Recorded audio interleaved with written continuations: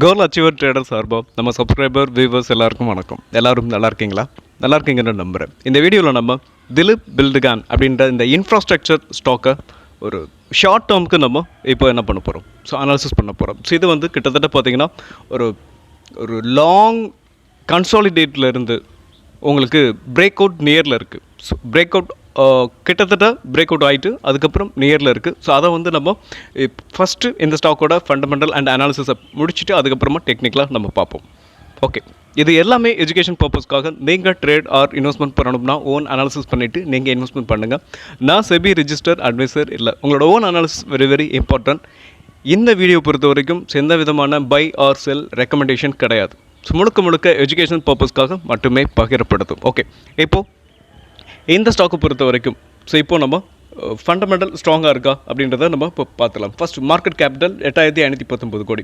Current price உங்களுக்கு 524. Okay, இப்போ அந்த ஸ்டாக்கோட பிஇ பார்ப்போம். ஸ்டாக்கோட பிஇ எப்படின்னா ப்ரைஸ் டு ஏர்னிங் ரேஷியோ அப்படின்னு சொல்லுவோம். ஸோ ஒரு ஸ்டாக்குக்கு ரொம்ப இம்பார்ட்டண்டான ஒரு பேராமீட்டர். ஓகே, இந்த ஸ்டாக் பொறுத்த வரைக்கும் இது வந்து இப்போ அண்டர் வேல்யூடா இல்லை ஓவர் வேல்யூடா அப்படின்றத நம்ம பார்க்க போகிறோம். ஃபஸ்ட்டு அப்படி தெரிஞ்சுக்கணும் ஒரு ஸ்டாக்கோட பி, அதோட ஸ்டாக் வந்து அண்டர் வேல்யூடாக இருக்கா இல்லையான்னு தெரிஞ்சுக்கணும் அப்படின்னா அதோட இண்டஸ்ட்ரி பியோட கம்பேர் பண்ணணும். ஓகே, ஸ்டாக் பிஇ 18.6, இதோட இண்டஸ்ட்ரி பிஇ 21.4. அப்படி இண்டஸ்ட்ரி பியோட கம்பேர் பண்ணும்போது இந்த ஸ்டாக்கை பொறுத்த வரைக்கும் அண்டர் வேல்யூடு அப்படின்றத நம்மளால் இந்த இண்டிகேட்டர் வந்து நமக்கு வந்து இண்டிகேட் பண்ணுது.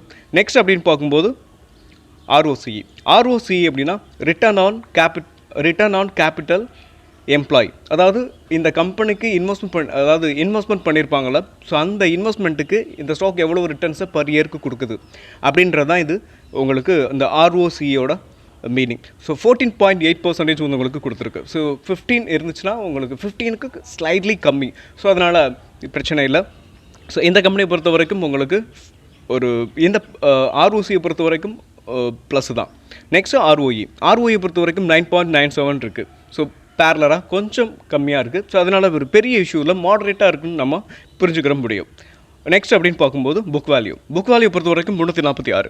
ஸோ ஸ்டாக்கோட ப்ரைஸுக்கும் புக் வேல்யூக்கும் உங்களுக்கு கிட்டத்தட்ட பார்த்தீங்கன்னா ஒரு 1 times, அதாவது ப்ரைஸ் டு புக் வேல்யூ எங்கே இருக்குது, ப்ரைஸ் டு புக் வேல்யூ 1.51 இருக்குது.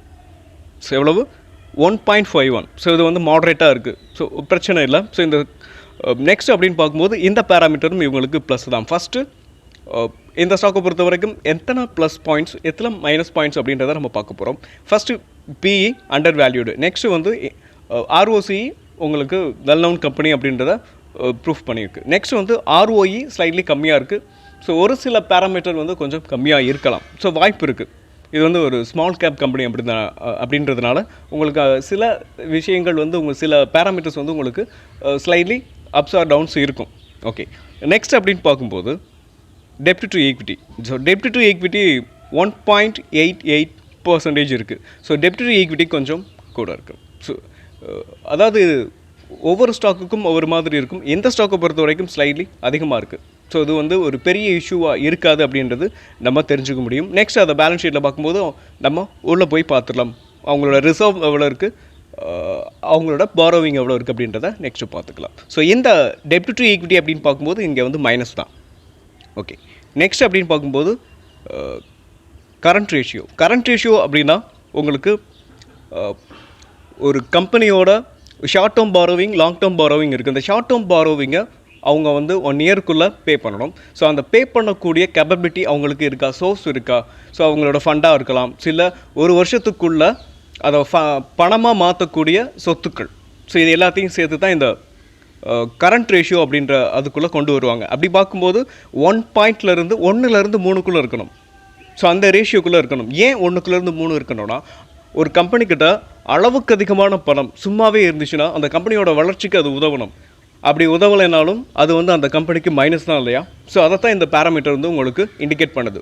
1.3 அப்படின்ற அந்த ரேஷியோக்குள்ளே இருக்கணும். ஸோ இந்த ஸ்டாக்கை பொறுத்த வரைக்கும் 1.48 இருக்குது. ஸோ இந்த பேராமீட்டரும் உங்களுக்கு ப்ளஸ். ஸோ மைனஸ் அப்படின்னு பார்க்கும்போது நம்ம பார்த்தது என்னை பொறுத்த வரைக்கும் இந்த டெப்ட் டு ஈக்விட்டி. ஸோ மற்ற எல்லா பேராமீட்டரும் உங்களுக்கு என்ன இருக்குது, ஸோ இப்போ இது வரைக்கும் ப்ளஸ்ஸாக தான் இருக்குது. நெக்ஸ்ட் அப்படின்னு பார்ப்போம். நெக்ஸ்ட் பார்க்கும்போது நெக்ஸ்ட்டு பெக் ரேஷியோ பொறுத்த வரைக்கும் இந்த கம்பெனிக்கு சூப்பராக இருக்குது. அதாவது ஒன்றுக்குள்ளே இருந்தால் அந்த ஸ்டாக் வந்து அண்டர் வேல்யூடுன்னு அர்த்தம். ஸோ ஒன்றுக்கு மேலே இருந்தால் உங்களுக்கு மாடரேட்டாக இருக்குன்னு அர்த்தம். ஸோ 3க்கு மேலே அந்த பேராமீட்டர் வந்து 3க்கு மேலே இருந்துச்சு அப்படின்னா அது வந்து ஓவர் வேல்யூடுன்னு அர்த்தம். ஸோ இந்த ஸ்டாக்கை பொறுத்த வரைக்கும் ரொம்ப அதாவது பெக் ரேஷியோ அப்படின்னா என்ன அப்படின்னு பார்க்கும்போது price to earning growth ratio. So ஒரு ஸ்டாக் வந்து இன்னும் எவ்வளோ தூரம் வளரும், ஸோ இது அதாவது ஒரு கம்பெனி வளர்ந்துருச்சா இல்லை வளர்ந்துக்கிட்டு இருக்கா இல்லை வளரப்போதா அப்படின்றத தான் இந்த பேராமீட்டர் உங்களுக்கு இண்டிகேட் பண்ணும். ஸோ ஒன்றுக்குள்ளே இருந்துச்சுன்னா இது வளர்ந்துக்கிட்டு இருக்குன்னு அர்த்தம், இன்னும் நல்லா வளரப்போகுதுன்னு அர்த்தம். ஸோ இன்னும் நல்லா வளர்கிறதுக்கான வாய்ப்புகள் இருக்குதுன்னு அர்த்தம். ஒன்றுக்கு மேலே இருந்துச்சுன்னா இது ஓரளவுக்கு வளர்ந்துருச்சு, இன்னும் ஒரு குறிப்பிட்ட தூரம் தான் வளரும்னு வச்சுக்கோங்களேன். 3க்கு மேலே இருந்துச்சுன்னா இந்த கம்பெனி வளர்ந்த கம்பெனி, அதனால் இவங்களோட வளர்ச்சி வந்து குறைவாக இருக்கும். ஸோ இதை எதோட கம்பேர் பண்ணலாம் அப்படின்னா ஒரு ட்ரீயோட கம்பேர் பண்ணலாம். ஒரு சின்ன செடியாக இருக்கிறது வந்து 0.1க்குள்ளேன்னு வச்சுக்கோங்க, அது வேகமாக வளரும். அதே இது ஓரளவுக்கு ஒரு 15 அடி உயரம் வந்துருச்சுன்னா அதோட வளர்ச்சி எப்படி இருக்கும், ஓரளவுக்கு ஒரு 2 இயர்ஸ் 3 இயர்ஸ் ஆயிடுச்சுன்னா அதோட வளர்ச்சி கொஞ்சம் கொஞ்சமாக கூடிக்கிட்டு போகும். நெக்ஸ்ட்டு பார்த்திங்கன்னா ஒரு பெரிய மரத்தை நம்ம கம்பேர் பண்ணலாம். ஒரு பெரிய ஆலமரம், பெரிய மரம், ஒரு 15 20 வருஷம் 30 வருஷம் மரம் என்ன ஆகும், அதோடைய வளர்ச்சி வந்து ரொம்ப கம்மியாக இருக்கும், ஆனால் ஸ்டேபிளாக இருக்கும். ஸோ இங்கே நமக்கு தேவை வளர்ச்சி. ஸோ அதை தான் இந்த பேராமீட்டர் வந்து நமக்கு இண்டிகேட் பண்ணுது. பெக் ரேஷியோ பொறுத்த வரைக்கும் சூப்பராக இருக்குது. முக்கியமான ரேஷியோக்கெல்லாம் இதுக்கும் ரொம்ப இம்பார்ட்டண்டான ஒரு ரேஷியோ. ஓகே, இந்த பேராமீட்டரும் பெக் ரேஷியோ அப்படின்ற பேராமீட்டரும் இந்த ஸ்டாக்கை பொறுத்த வரைக்கும் நமக்கு ப்ளஸ்ஸாக இருக்குது. ஓகே, நெக்ஸ்ட் அப்படின்னு பார்க்கும்போது குயிக் ரேஷியோ பொறுத்த வரைக்கும் 1க்கு மேலே இருக்கணும். ஸோ 1லேருந்து எவ்வளோ வேணாலும் இருக்கலாம். ஸோ இது இவங்களோட குயிக் ரேஷியோ அப்படின்னு பார்க்கும்போது ஸ்லைட்லி கம்மியாக இருக்குது, 0.95, அதாவது 0.5% தான் கம்மியாக இருக்குது. இது ஒரு பெரிய இஷ்யூ இல்லை அப்படின்றத நம்மளால் தெரிஞ்சுக்க முடியும். ஸோ இந்த ஸ்டாக்கை பொறுத்த வரைக்கும் என்னை பொறுத்த வரைக்கும் ஸோ ப்ளஸ் அப்படின்னு பார்க்கும்போது என்னென்ன பேராமீட்டர்லாம் நமக்கு ப்ளஸ் அப்படின்னு பார்க்கும்போது ஃபர்ஸ்ட் பிஇ. ஸோ அதாவது இண்டஸ்ட்ரி அதாவது பிஇ, இந்த ஸ்டாக்கோட பிஇ வந்து கம்மியாக இருக்குது. 1 பெக் ரேஷியோ ரொம்ப முக்கியமான ஒரு பேராமீட்டர்னு சொல்லலாம். ஸோ இது வந்து உங்களுக்கு செகண்ட் ப்ளஸ். தேர்ட் அப்படின்னு பார்க்கும்போது ஆர்ஓசிஇ உங்களுக்கு தேர்டு பேராமீட்டர் வந்து உங்களுக்கு ப்ளஸ். நெக்ஸ்ட் அப்படின்னு பார்க்கும்போது இன்ட்ரின்சிக் வேல்யூ வந்து 401 இருக்குது. ஸோ இந்த ஸ்டாக் இப்போ ட்ரேட் ஆகிக்கிட்டு இருக்குது பார்த்திங்கன்னா கரண்ட்டாக ஒரு கரண்ட்டாக இது வந்து ட்ரேட் ஆகிட்டு இருக்குது 524. ஸோ இது இன்ட்ரின்சிக் வேல்யூ அப்படின்னு பார்க்கும்போது 401. ஸோ இது வந்து மாடரேட்டாக இருக்குன்னு நம்ம எடுத்துக்கிற முடியும். ஓகே, நெக்ஸ்ட்டு அப்படின்னு பார்க்கும்போது இந்த பேராமீட்டர் எல்லாத்தையுமே நம்ம பார்த்துட்டோம். ஸோ டிவிடெண்ட் ஈல்டு நமக்கு அது தேவையில்லைன்னு வைங்களேன். நெக்ஸ்ட்டு பார்க்கும்போது அதாவது ப்ளஸ் அப்படின்னு பார்க்கும்போது இந்த ஸ்டாக்குக்கு PE 1, PEG ratio 1, ROCE 3, next பார்க்கும்போது குயிக் ரேஷியோ, கரண்ட் ரேஷியோ, இது எல்லாமே மொத்தம் பார்த்திங்கன்னா ஒரு 5 பேராமீட்டர் உங்களுக்கு ப்ளஸ்ஸாக இருக்குது. மைனஸில் என்னென்ன இருக்குது அப்படின்னு பார்க்கும்போது என்னை பொறுத்த வரைக்கும் இந்த ஆர்ஓஇ வந்து மாடரேட்டாக இருக்குது, இது மைனஸ் கிடையாது. ஓகே, மைனஸ் அப்படின்னு பார்த்தோம்னா என்னை பொறுத்த வரைக்கும் இந்த ஸ்டாக்குக்கு மைனஸ்ன்னு பார்க்கும்போது டெப்ட்டு. ஸோ டெப்ட்டு பொறுத்த வரைக்கும் 0க்கு டெப்ட் ஃப்ரீயாக இருக்கணும், இல்லை 0க்கு உள்ளே இருந்துச்சுன்னா உங்களுக்கு ஒரு வெல் நவுன் கம்பெனி அப்படின்னு எடுத்துக்க முடியும். ஸோ இந்த ஸ்டாக்கை பொறுத்த வரைக்கும் மைனஸ் அப்படின்னு பார்க்கும்போது நான் 2 விஷயத்தை பார்ப்பேன். ஃபஸ்ட்டு மைனஸ் அப்படின்னு பார்க்கும்போது டெப்ட் டு ஈக்விட்டி, செகண்ட் அப்படின்னு பார்க்கும்போது இந்த ஆர்ஓஇ அது மாடரேட்டாக இருக்குது, அதுக்கும் ஸ்லைட்லி கம்மியாக இருக்கிறதுனால அதை நான் மைனஸ்லேயே உங்களுக்கு -2 தான் இருக்குது. ப்ளஸ் சூப்பராக இருக்குது. இந்த ஸ்டாக்கை பொறுத்த வரைக்கும் ஃபண்டமெண்டலி ரொம்ப ஸ்ட்ராங்கான ஸ்டேபிளான கம்பெனி அப்படின்றத நம்மளால் ஐடென்டிஃபை பண்ண முடியும். ஓகே, இந்த ஸ்டாக்குக்கு நெக்ஸ்ட்டு இவங்களோட ப்ராஃபிட் லாஸ் அக்கௌண்ட்டை நம்ம பார்த்துருவோம். அப்புறம் இன்னொரு விஷயம் அப்படின்னு பார்க்கும்போது நேற்று நான் அப்லோட் பண்ணேன். ஸோ அந்த டெக் ஏரா அப்படின்ற அந்த ஸ்டாக் வந்து இப்போது நம்ம ஆசிஸ் கச்சோலியா பை பண்ண அந்த ஸ்டாக்கில் ஒரு சின்ன இஷ்யூ இருந்திருக்கு. அதை வந்து நான் மறுபடியும் சரி பண்ணி ஸோ முடிஞ்சால் இன்றைக்கி மதியம் இல்லைனா நாளைக்கு உங்களுக்கு வந்து அந்த வீடியோவை அப்லோட் பண்ணுறேன். ஸோ உங்களோட டைம் வந்து ரொம்ப வருத்தமாக இருக்குது எனக்கு. ஸோ இவ்வளோ தூரம் எஃபோர்ட் போட்டும் உங்களுக்கு ஒரு கரெக்டான ஒரு வீடியோவை என்னால் கொண்டு வர முடியாமல் போயிடுச்சு. நெக்ஸ்ட் நான் வந்து இன்றைக்கி மதியம் இல்லைனா நாளைக்கு மதியம் அந்த வீடியோவை நான் மறுபடியும் சரி பண்ணிவிட்டு நான் உங்களுக்கு அப்லோட் பண்ணுறேன். ஓகே, இப்போ இந்த ஸ்டாக்கை பொறுத்த வரைக்கும் நெக்ஸ்ட் நம்ம என்ன பண்ணணும், இதோட ப்ராஃபிட் அண்ட் லாஸ் அக்கௌண்ட்டை பார்த்துருவோமா? Okay, so March 2014. ஸோ இதை ஏன் நம்ம பார்க்குறோம் அப்படின்னு பார்த்தீங்கன்னா, ஸோ இந்த ஒரு கம்பெனியோட ப்ராஃபிட் லாஸ் அக்கௌண்ட் அப்படின்னா, ஒரு கம்பெனி அவங்களோட ஒரு கம்பெனி வந்து அவங்களோட பிஸ்னஸ் மாடல் வந்து பிஸ்னஸ் வந்து நல்லா நடந்துக்கிட்டு இருக்கா இல்லையா அப்படின்னு பார்க்கணும்னா, அவங்களோட ரெவென்யூ வந்து ஒவ்வொரு வருஷமும் இன்க்ரீஸ் ஆகிட்டே போகணும். ஒவ்வொரு வருஷமும் இன்க்ரீஸ் ஆகிட்டே போனால் தானே அந்த கம்பெனி வந்து உங்களுக்கு ஒரு நல்ல கம்பெனி அப்படின்றத நம்மளால் எடுத்துக்க முடியும். அப்போ தான் அது வளர்ந்துக்கிட்டு இருக்க கம்பெனின்னு நம்ம எடுத்துக்க முடியும். ஓகே, அதே மாதிரி அவங்களோட ரெவென்யூ எந்த அளவுக்கு வருதோ, ஸோ அதுலேருந்து அவங்களுடைய ப்ராஃபிட்டும் என்ன பண்ணணும், ஸோ வளர்ந்துக்கிட்டே போகணும், ப்ராஃபிட்டும் கூடிக்கிட்டே போகணும். ஸோ அது இந்த ஸ்டாக்கை பொறுத்த வரைக்கும் அது இருக்குதா அப்படின்றத நம்ம பார்த்துடலாம். ஸோ ஃபஸ்ட்டு 2014 2384 கோடி, அடுத்து 2762, 4000, 5000, 7000, 9000, 2020 9700, 21 10,000. நெக்ஸ்ட் அப்படின்னு பார்க்கும்போது அப்படியே வந்தோம் அப்படின்னா வருஷம் ஸ்லைட்லி இந்த 2022, 23 உங்களுக்கு என்ன இருக்குது, ஒரு சைட்வேஸ் இருக்குது. அதாவது 21லேருந்து 23 வரைக்கும். நெக்ஸ்ட் 24 பாருங்கள் 12,012 கோடி. இப்போ 2025 ஸ்லைட்லி கம்மியாக இருக்குது. ஸ்லைட்லி கம்மியாக இருக்குது ஒரு பெரிய இஷ்யூ கிடையாது. ஸோ 2025 11,317 கோடி. ஸோ இவங்களோட 2014 2,384 கோடியாக இருந்தது. ஸோ இன்றைக்கி பார்த்தீங்கன்னா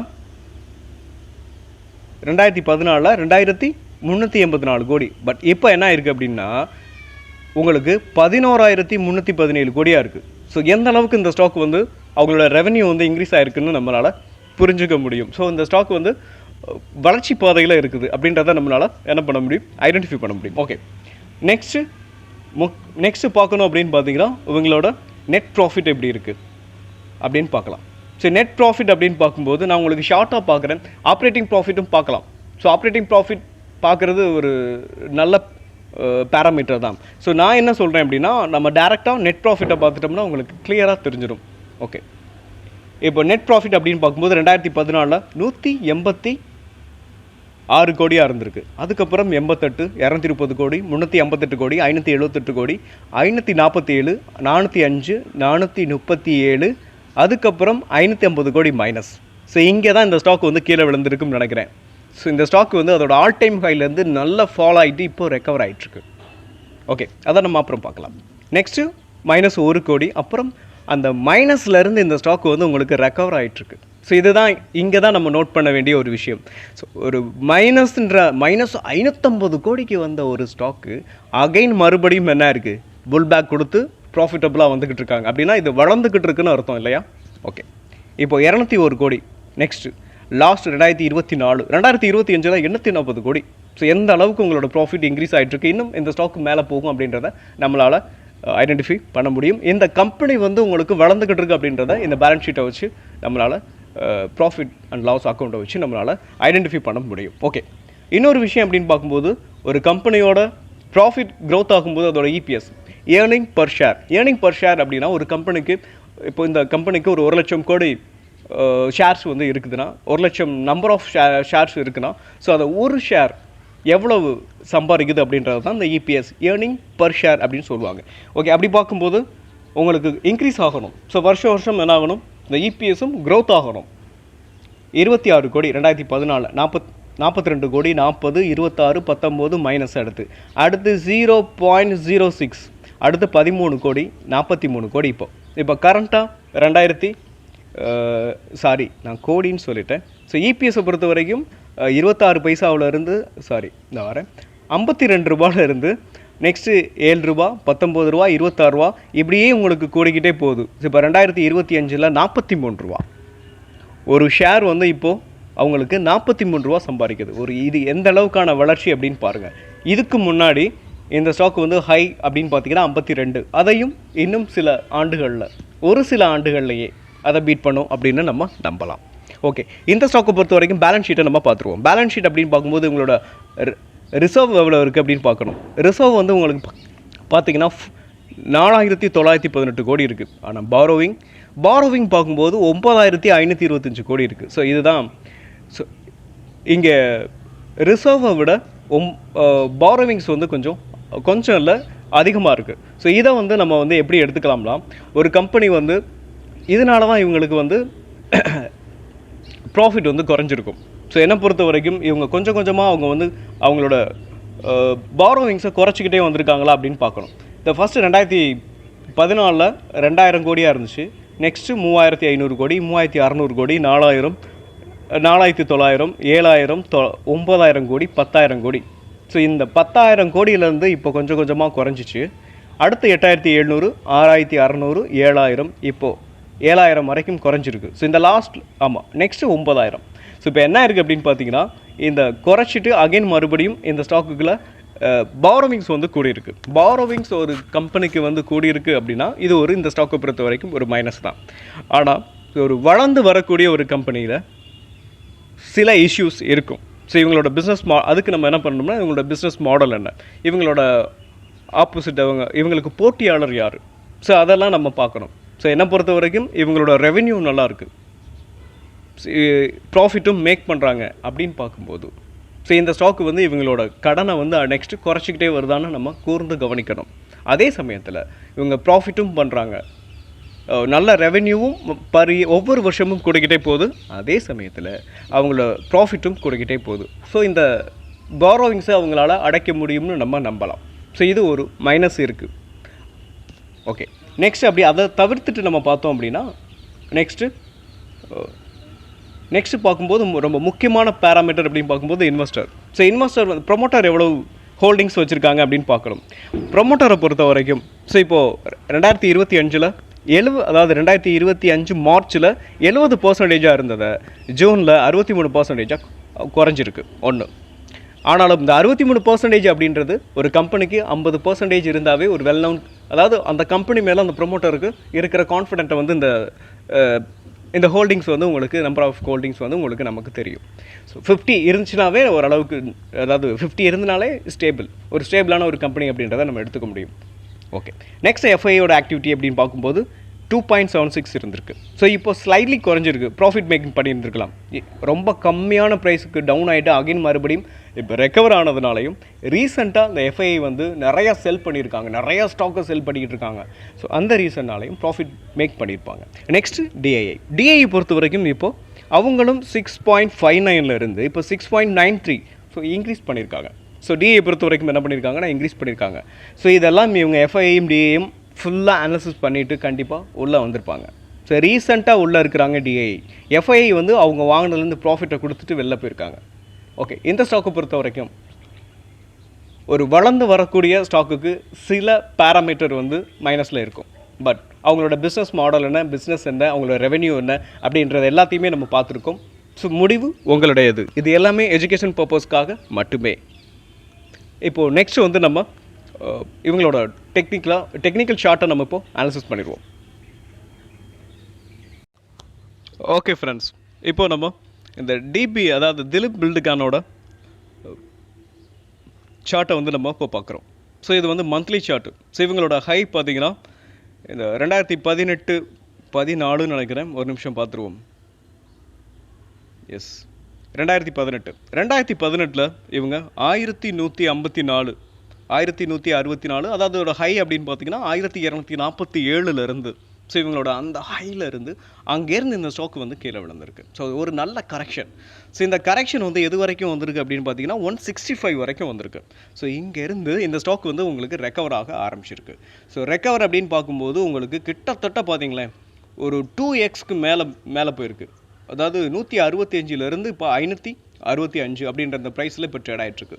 ஓகே, இப்போ கரண்ட்டாக நம்ம பார்க்கும்போது இந்த ஸ்டாக்கை பொறுத்த வரைக்கும் இந்த ப்ரீவியஸ் ஹை, ஸோ இந்த 528 இருக்குதுங்களா, ஸோ இந்த ஹையை பிரேக் பண்ணி மேலே ஒரு ஸ்ட்ராங்கான புல்லிஷ் கேண்டில் ஸோ வீக்லியில் வச்சா உங்களுக்கு இந்த ஸ்டாக் வந்து மேலே பறக்க ஆரம்பிக்கும்.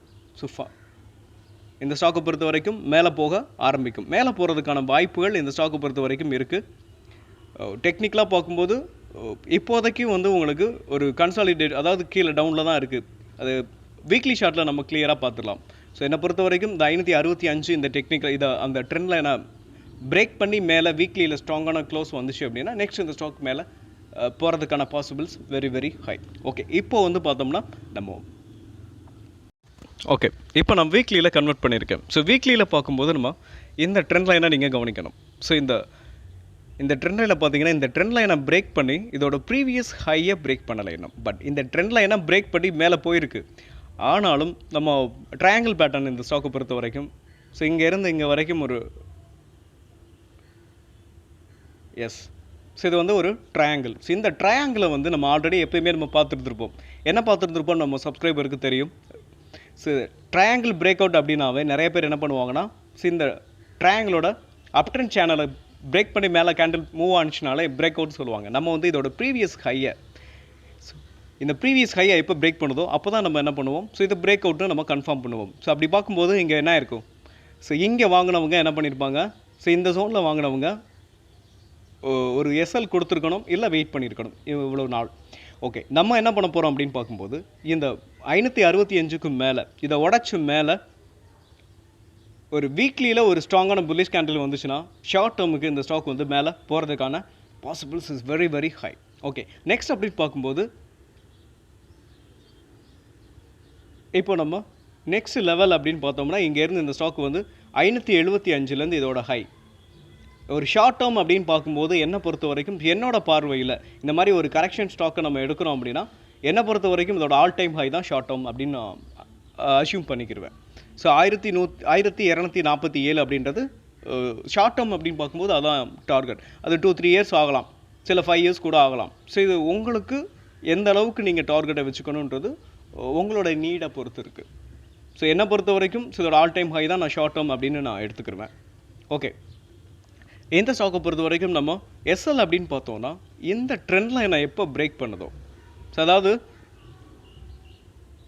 எஸ்எல்லை பொறுத்த வரைக்கும் நம்ம ஏன் இந்த ஜோனில் வைக்க போகிறோம் ஸோ என்ட்ரி அதாவது ஏன் பிரேக் அவுட் அப்படின்றத பிரேக் அவுட் ஆகுதுன்னா அது எங்கே பிரேக் அவுட் ஆகுது ஸோ பிரேக் அவுட்னா நம்ம எப்படி கன்ஃபார்ம் பண்ணலாம் அப்படின்றத நம்ம பார்த்துட்டோம்.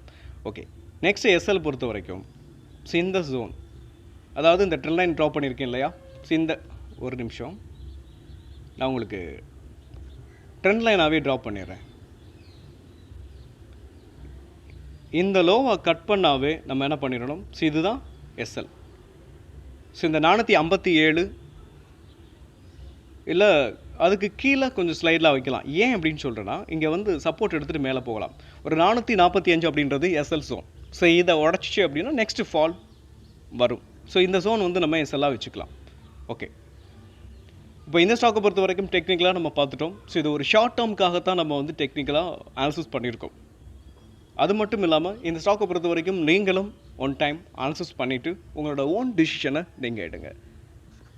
ஓகே, மீண்டும் ஒரு நல்ல வீடியோவில் உங்களை சந்திக்கிறேன். அதுவரை நன்றியும் அன்பும்.